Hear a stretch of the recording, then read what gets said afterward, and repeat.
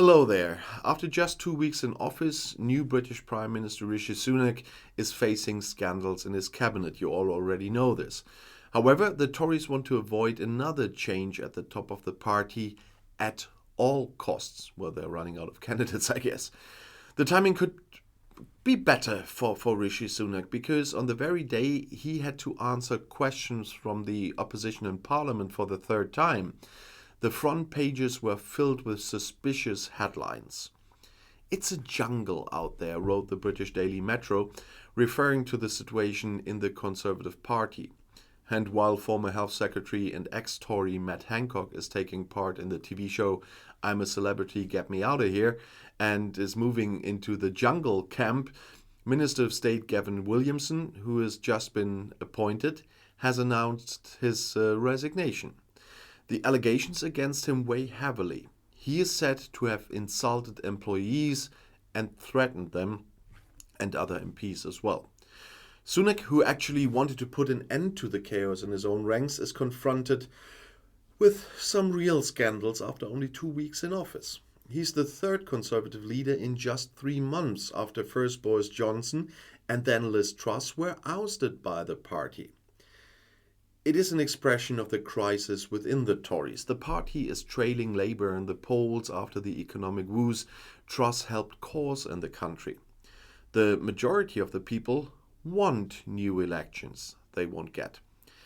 And it was Ian Blackford, leader of the Scottish National Party, the SNP, who summed up the criticism of Sunak during Wednesday's PMQ, so the question and answer session. "After a few weeks in office, this Prime Minister's judgment turns out to be as bad as it is that of his predecessors." Blackford was of course referring to Williamson's appointment as minister. It was a move by Sunak that was described as crazy in parliamentary circles. If Gavin Williamson had a questionable reputation before, it became known in the past few days that he had put pressure on the former Conservative group leader or chief whip Wendy Morton with rough and threatening WhatsApp messages.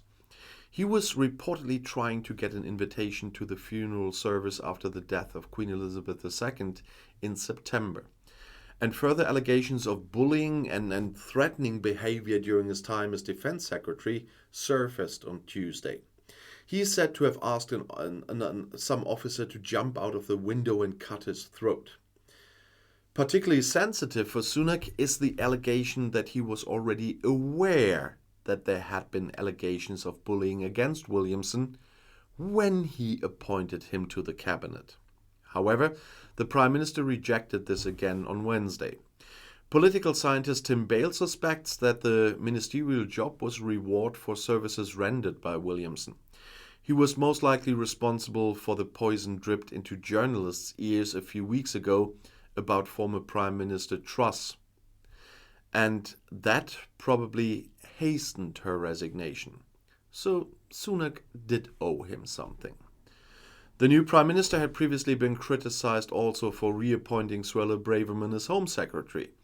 He reinstated the party's right-wing politician, even though she had been forced to resign just days before various breaches of ministerial security rules came out, Among other things, she had sent official documents via her private email address, and this earned her the nickname Leaky Sue. Many accuse her also of fueling hatred and hate speech by talking about an invasion of refugees on the southern coast of Great Britain. Braverman recently made headlines in connection with a hopelessly overcrowded initial reception centre on the English Channel. And she's accused of repeatedly ignoring reports that asylum seekers are being held at the Kent facility for too long and urgently need to be moved. In view of these scandals, she too could soon leave the cabinet, or she better would. However, experts doubt that these and other scandals will mean the end for Sunak. Further competition for party leadership would probably make it impossible to avert snap elections. That is at least what Bale stresses. And that's something no sane Conservative MP wants right now. I do believe that one. And talking a lot about asylum again, this weekend you will get the video where I'm talking about illegal migrants and asylum rights. And I'll see you in my next video. I'll be back.